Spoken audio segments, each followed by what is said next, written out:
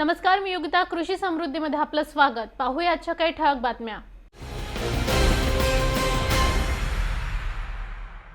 दिल्लीत कोरोना रुग्णांचं वाढतं प्रमाण लक्षात घेता दिल्ली सरकारने केंद्र सरकारकडे प्रस्ताव पाठविला आहे. मुख्यमंत्री अरविंद केजरीवाल यांनी याबाबत पत्रकार परिषद घेऊन सांगितले की आम्ही लहान स्तरावरचा लॉकडाऊनचा प्रस्ताव केंद्र सरकारकडे पाठविला आहे. हे आंशिक लॉकडाऊन असेल. सीएम केजरीवाल यांनी कोरोनाचा संसर्ग वाढत असल्याने विवाह सोहळ्याला येणाऱ्या लोकांची संख्याही कमी करण्यात आली असल्याचं म्हटलंय. आता फक्त 50 लोक लग्न सोहळ्याला उपस्थित राहू शकतात. सीएम केजरीवाल म्हणाले की गर्दी वाढल्यास बाजारपेठा बंद केल्या जातील. दिल्लीत गेल्या 10 दिवसात नवीन प्रकरणे झपाट्याने वाढली आहेत. दिवसाला 8000 पेक्षा जास्त रुग्ण वाढत आहेत. प्रदूषण, जास्त चाचणी, निष्काळजीपणा यामुळे रुग्णांच्या संख्येत वाढ होत आहे.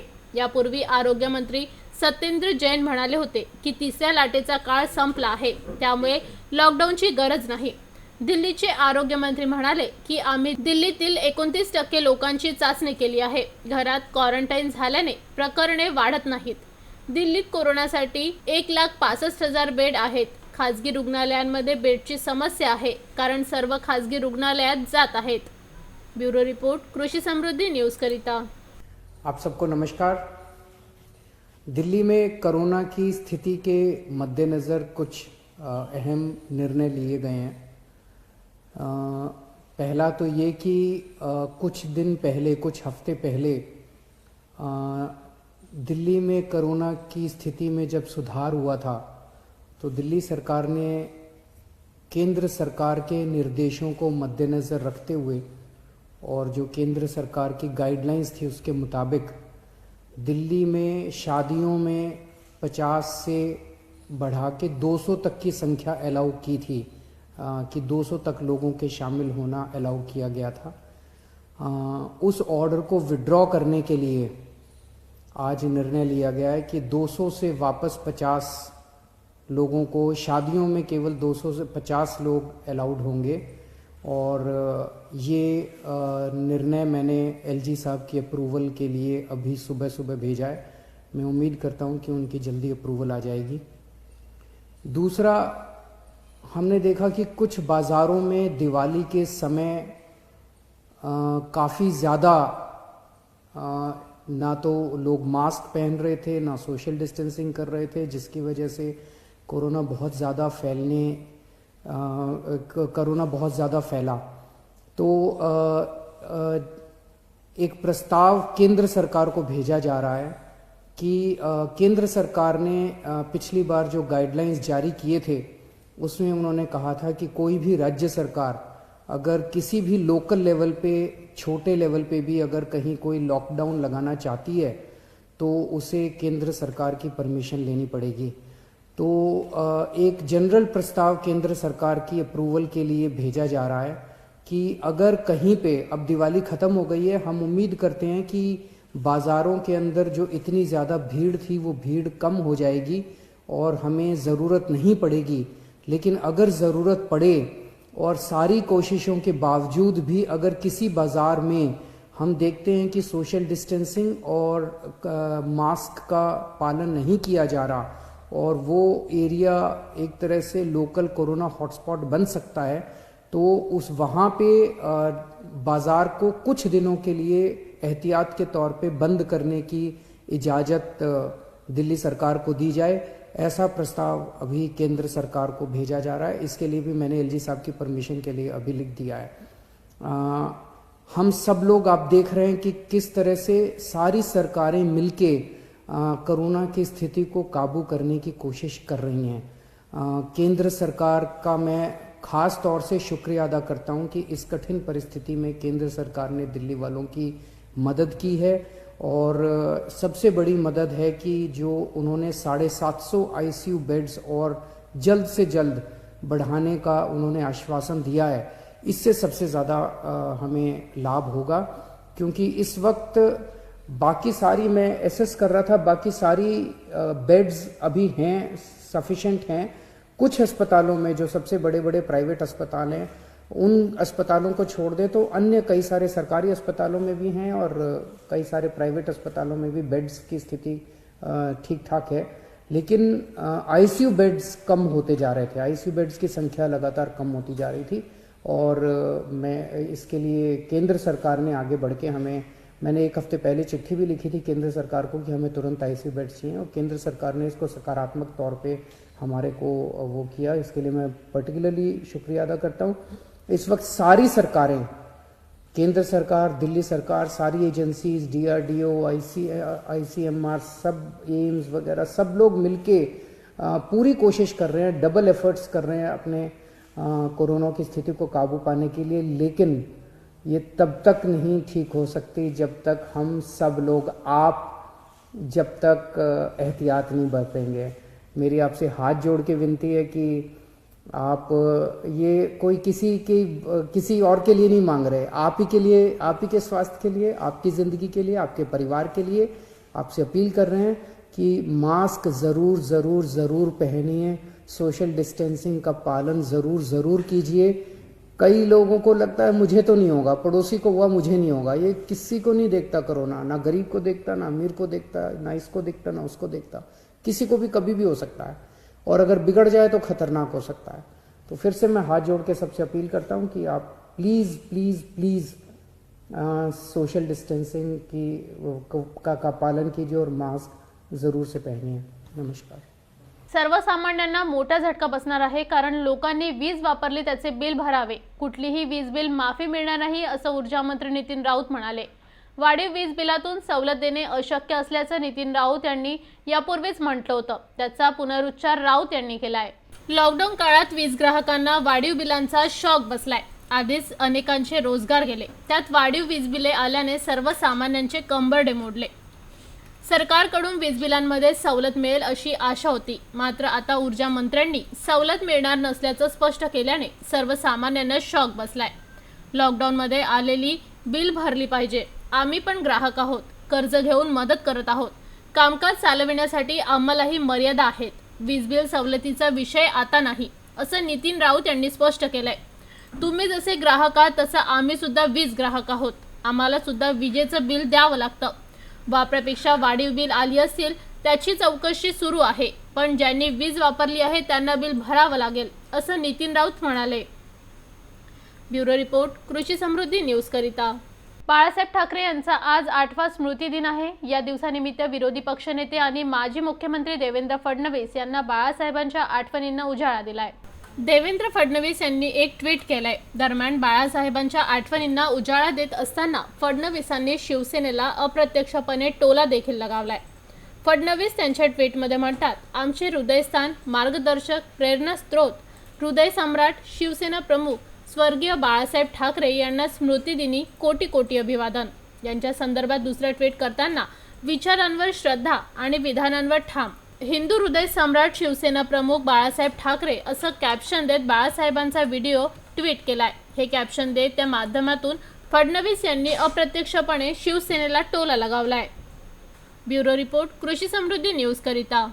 दिवाळी संपूनही आशा वर्कर यांच्या खात्यात कोणताही मोबदला न आल्यामुळे कोरोना वॉरियर्स म्हणून संबोधल्या जाणाऱ्या आशा वर्कर राज्य शासनाच्या उदासीन भूमिका व प्रशासकीय अधिकाऱ्यांच्या दुटप्पी भूमिकेमुळे आशा वर्कर व गट प्रवर्तक राज्य शासनाच्या मोबदल्यापासून वंचितच राहिल्या।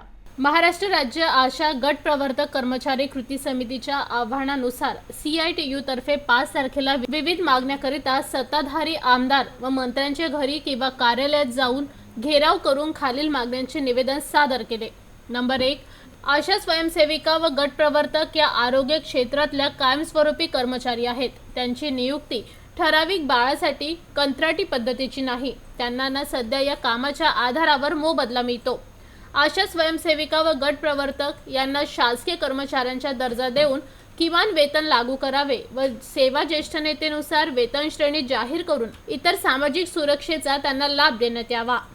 नंबर 2, दिनांक 17 जुलै 2020 च्या शासन निर्णयानुसार आशा स्वयंसेविका व गट प्रवर्तक यांच्या मोबदल्यात वाढ केली आहे, त्याची अंमलबजावणी विनाविलंब करण्यात यावी।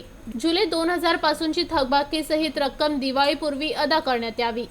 नंबर 3, गट प्रवर्तकांच्या बंद केलेल्या 625 रुपये दैनिक भत्त्याची सुरुवात करण्यात यावी।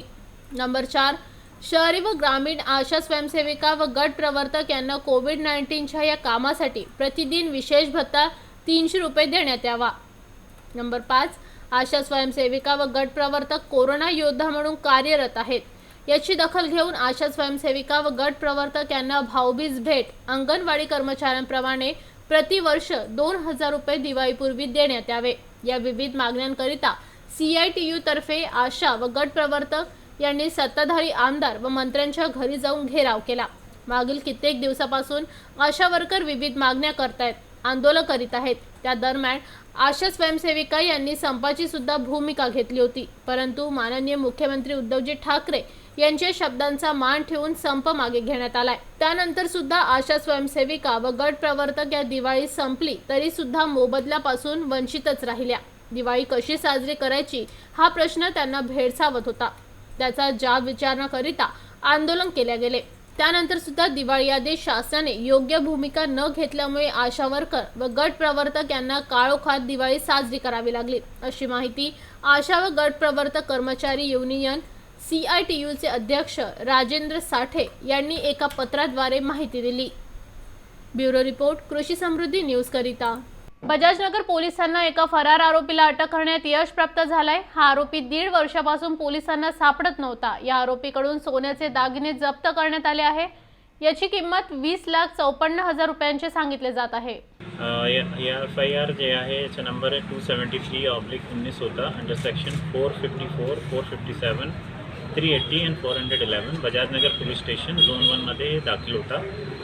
गुन्ह्याची जी दिनांक होती 5/8/2019 रोजी हे गुन्हा दाखल झाला होता. फर्यादी योगेश श्रीराम शेंडे यांचा माल जे गेलेला होता 455 ग्राम सोना होता आणि 35,000ची नगदी होती. या गुन्ह्यामध्ये क्राईम टीमनी अमोल राऊतला अटक केला होता. त्यांनी 1 जानेवारी 2020ला अटक करून 35,000 रुपयाची बरामदी दिली होती. याच्यामध्ये दुसरा जे आरोपी होता अमोलने सांगितलं होता श्रीकांत निखाडे म्हणून होता. ते आरोपी फरार होता. फरवरीपासून ते फरार होता. तर फरवरीमध्ये हे आरोपी मिळाला नाही, यांना वॉन्टेड केला आणि या गुन्ह्याला चार्जशीट आपण केले होते.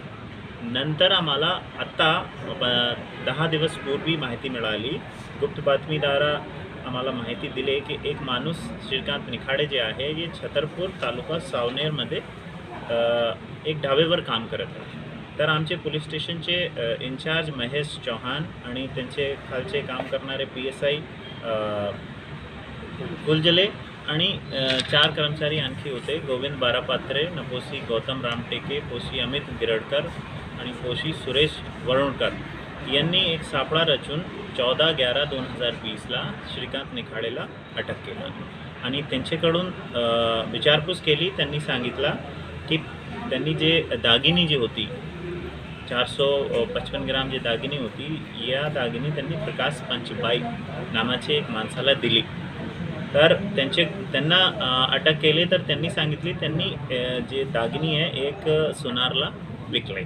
तर दोघांना एकत्र बसून ते सर्व आम्ही बरामद केलेले आहे. याच्यामध्ये जे मुद्देमाल बरामद केलेला आहे 395 ग्राम सोन्याची दागिनी, ज्याची किंमत आज मार्केटमध्ये 20,54,000 आहे, ते बरामद केलेली आहे. आणि यांनी काय कारण सांगितलं होतं आणि ते कारण खरं आहे का सर? तपासात निष्पन्न त्यांनी आतापर्यंत जे तपास झाली आहे त्याच्यामध्ये हे निष्पन्न झालेलं आहे. यांचे वडीलला कॅन्सर होता. कॅन्सर म्हणून ते मरण पावले आहे आणि त्यांना हार्टची प्रॉब्लेम होती. काय हार्टमध्ये छिद्र होता. त्या कारण सांगून एक सुनारला त्यांनी विकले होते आणि यांना 14/11/2020ला अटक केली. श्रीकांत निखाडे त्यांचं चांगलं इंटरोगेशन केला. त्यांनी सांगितलं की जे सोन्याची दागिनी होती ती दागिनी यांनी प्रकाश पंचबाई म्हणून एक गजानन महाराज संस्थानमध्ये काम करणारा माणूस होता. प्रकाश पंचबाई यांना 7.25 लाखमध्ये दिली. त्यांनी जे दागिनी होती त्यांचे फादरचा कॅन्सर होता आणि त्यांना स्वतःला हार्टमध्ये छिद्र होता असा सांगून एक सुनारला दिली. प्रकाश पंचबाई हा सराफा आहे का सर? एक सराफा होता, दुर्गेश म्हणून एक सराफा होता, सुनार होता, त्यांना दिली होती. पण त्यांनी या सांगितलं होतं की माझे फादरला कॅन्सर आहे आणि मला हार्टमध्ये छिद्र आहे, तर माझं ऑपरेशन होणार आहे, की मला पैशाची गरज आहे, तर मी खर्चा जे माझा माल आहे मी तुम्हाला देत आहे. तर यांनी 11.5 लाखमध्ये त्यांना विकली होती. हे माणूस ज्याचं नाव श्रीकांत निखाडे आहे, त्याची अटक झाल्यानंतर आम्ही हे गुन्हा उघड केला आणि 395 ग्राम ज्याची किंमत आजची मार्केटमध्ये 20,54,000 20,54,000 आहे, ते आपण बरामद केलेले आहे, आमच्या समोर हे ठेवलेली आहे.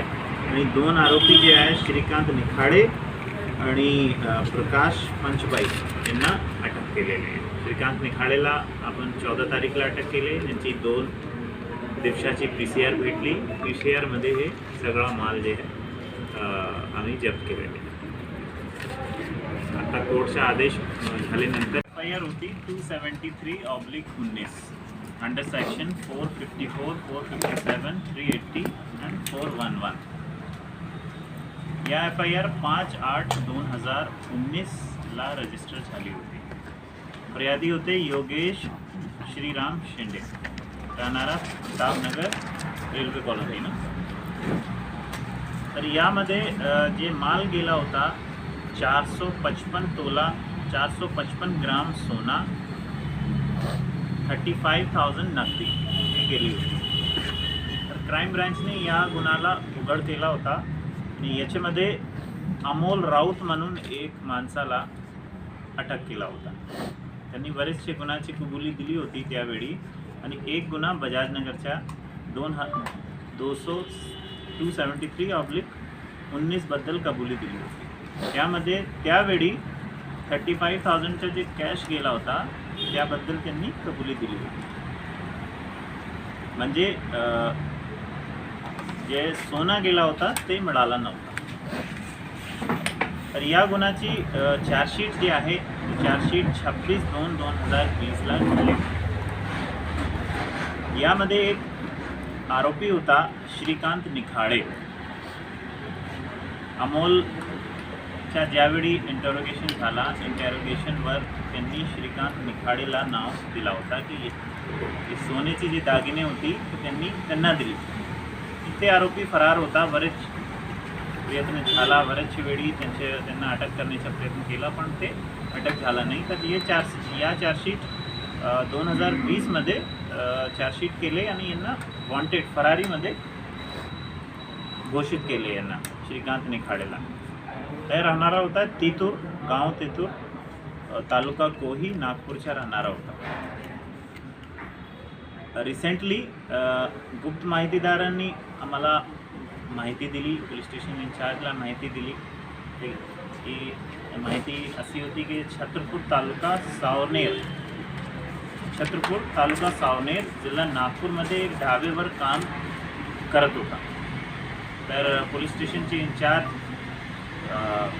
आमचे महेश चौहान साहेब आणि त्यांचे PSI FIR 273/19 under section 454, 457, 380, 411 Bajaj Nagar police station में दाखिल हुई थी 5/8/2019 को, जिसमें फरियादी थे योगेश श्री रामखेड़े. इनका जो माल गया था वो 455 ग्राम सोना और 35,000 की नकदी इसमें गई थी. क्राइम ब्रांच की टीम ने अमोल राउत को गिरफ्तार किया था 1 जनवरी 2020 को. इसमें इनके पास से 35,000 रुपये का माल करीब बरामद हुआ था. ये गुना की चार्जशीट 26/2/2020 को हुई थी. इसमें एक आरोपी श्रीकांत निखाड़े था. उसको श्रीकांत निखाड़े को वांटेड में कोशिश की गई उसको अटक करने के लिए, लेकिन अटक नहीं हो पाया. तो वांटेड में इसको चार्जशीट किया था, लेकिन वो हमारे रडार पे था, हमारे सर्वेलेंस पे था. उसका नंबर उसने स्विच ऑफ कर रखा था. जैसे ही उसने अपना नंबर ऑन किया, इसकी इन्फॉर्मेशन DCP ऑफिस में लगी, जिसकी वजह से जो हमारे पुलिस स्टेशन के इंचार्ज हैं महेश चौहान साहब और उनके नीचे काम करने वाले फुलजले साहब और उनकी टीम, इन्होंने मिलकर एक सापड़ा तैयार किया और पता लगा कि छत्रपुर तालुका सावनेर में ये बंदा काम करता है. वहाँ पर इसको श्रीकांत निखाड़े को यहाँ पर अटक किया गया। उसके साथ जब विचार पूछ की गई तो उसने बताया कि हमने ये माल जो है प्रकाश पंचपाई को बेचा है। प्रकाश पंचपाई से सब बात की गई तो उसने बताया कि ये माल उन्होंने एक सुनार को ये बोल के दिया है कि मेरे फादर को कैंसर है और मुझे हार्ट की प्रॉब्लम है। जब और उन्होंने मार्केट रेट पे करीब 11 लाख कुछ हज़ार रुपये में वो माल थोड़ा करके उनको दिया है। फिर जब दोनों को बुलाया गया, तीनों लोगों को बिठाया गया, बिठा के ये पूरी बरामदगी 395 ग्राम सोना अब तक बरामद हो गया है इसमें, जिसकी मार्केट में जो प्राइस है वो 20,54,000 रुपये है। Thank you. नागपूर पोलीस दलाचे पोलीस उपायुक्त लोहित मतारी आणि तहसील पोलीस स्टेशनचे वरिष्ठ निरीक्षक जयेश भांडारकर यांनी दिवाळीनिमित्त आई वडिलांचा आधार हरपलेल्या अनाथ मुलांना मिठाईचे वाटप केले। मतानी आणि भांडारकर यांनी सामाजिक जाणीवेतून केलेले हे कार्य कौतुकास्पद आहे। याबाबत राज्याचे गृहमंत्री अनिल देशमुख यांनी ट्विट करून कौतुक केलंय। जळगावमध्ये ज्येष्ठ नेते एकनाथ खडसे यांनी राष्ट्रवादीत प्रवेश करून भाजपला धक्का दिला आहे। आता माजी ग्रामविकास मंत्री आणि भाजपच्या नेत्या पंकजा मुंडे यांच्या बीडमध्ये भाजपला आणखी धक्का बसला आहे। माजी मंत्री जयसिंगराव गायकवाड यांनी भाजपच्या सदस्यत्वाचा राजीनामा दिला आहे। लवकरच जयसिंगराव गायकवाड हे राष्ट्रवादीत प्रवेश करण्याची शक्यता आहे।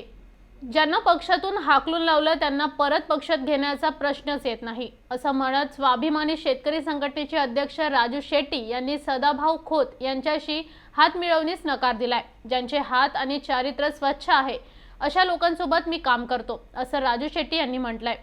आपलं अस्तित्व टिकविण्यासाठी सदाभाऊ खोत यांचा प्रयत्न सुरू आहे। ज्या ठिकाणी आहेत तिथे काहीतरी पदरात पाडून घेण्याचा त्यांचा प्रयत्न आहे, असा टोला राजू शेट्टी यांनी लगावला। दरम्यान सदाभाऊ खोत यांना शेतकऱ्यांचा एवढाच कळवळा असेल तर त्यांनी कडकनाथचे पैसे परत करावे, असे आवाहन राजू शेट्टी यांनी दिलंय।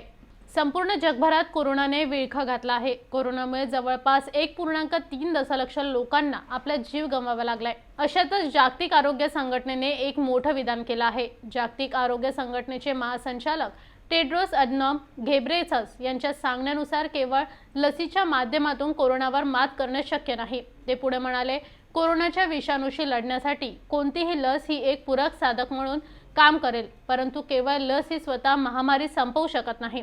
तसंच येत्या काळात या विषाणूचं अस्तित्व कायम राहील। त्यामुळे रुग्णांच्या चाचण्या होणं, त्यांना क्वारंटाईन करणं, ट्रेसिंग पाळणं आवश्यक असणार असल्याचं ते म्हणालेत। अंमली पदार्थ विरोधी पथक आणि गुन्हे शाखा नागपूर यांनी पाचपावली पोलीस स्टेशन हद्दीत 4 आरोपींकडून 34 ग्रॅम 33 मिलीग्राम MD पावडर आणि इतर मुद्देमाल असा 3,42,000 रुपये 320 रुपयांचा अंमली पदार्थ जप्त केला है। कल NDPS पथक को एक गुप्त जानकारी मिली थी कि अपना पाचपावली पुलिस स्टेशन की हद्दी में भारत पेट्रोल पंप के पास एक सोहेल पटेल नामक एक युवक है, वो और उसके साथ मोहम्मद इश्तियाक, ये दोनों MD बेचने के लिए आने वाले हैं। तो हमने अपना जाल बिछाया था और इन दोनों को पकड़ लिया था। इन दोनों को वहीं पे पूछताछ करने पे इन्होंने बताया कि ये ड्रग्स उन्होंने मोहम्मद कफिल नाम के एक युवक से खरीदा है। फिर हमने तहसील पुलिस स्टेशन की हद्दी में मोमिनपुरा में ये कफिल को पकड़ा। कफिल ने ये ड्रग्स मोहम्मद दानिश अंसारी से खरीदा था। ये मोहम्मद दानिश अंसारी जो है ये मुंबई से ड्रग लेकर आया था, तो हमने मोहम्मद दानिश को भी पकड़ा था। चारों की तरफ से हमने 35 ग्राम ऑलमोस्ट ड्रग्स है जिसकी कीमत 1,37,000 रुपये है। 3 मोटरसाइकिल और 4 मोबाइल, ऐसे 3,42,000 रुपये का मुद्देमाल जब्त किया है। चारों आरोपियों के ऊपर पाचपावली पुलिस स्टेशन में गुना दाखिल है। आज उनको माननीय कोर्ट के सामने हाजिर किया था, तो उनकी 19 तारीख तक 3 दिन की पुलिस कस्टडी मिली है हम लोगों को। सर मुंबई से लाके यहाँ किसको बेच रहे थे सर? यही अभी छानबीन होगी। उसने पहले तो अपने तपास में, अब तक के तपास में ऐसे रिवील हुआ है कि इसने पहले ये मोहम्मद कफिल जो है, ये मोहम्मद कफिल भिवंडी में जाया करता था। ये दानिश और ये दोनों साथ में अच्छे दोस्त थे। तो अब ये दानिश कब से यहाँ पे ड्रग्स सप्लाई कर रहा है और ये कितनी बार नागपुर आया था, इसका नागपुर कनेक्शन क्या है, नागपुर में किन किन लोगों से ये जुड़ा हुआ है, ये सब की अब छानबीन करना बाकी है अभी। इनके ऊपर और कोई मामले दर्ज है सर किसी नागपुर के थाने में या कहीं भिवंडी? हाँ, अभी तक इसकी भी छानबीन नहीं हो पाई है क्योंकि अभी इनका पुलिस कस्टडी मिला है, तो अभी इसका भी हम लोग जानकारी निकालेंगे। याचबरोबर आजचं बातमीपत्र इथे संपलं। पुन्हा भेटूया काही नवीन घडामोडींसह। तोपर्यंत बघत रहा कृषी समृद्धी, न्यायासाठी खंबीर व्यासपीठ।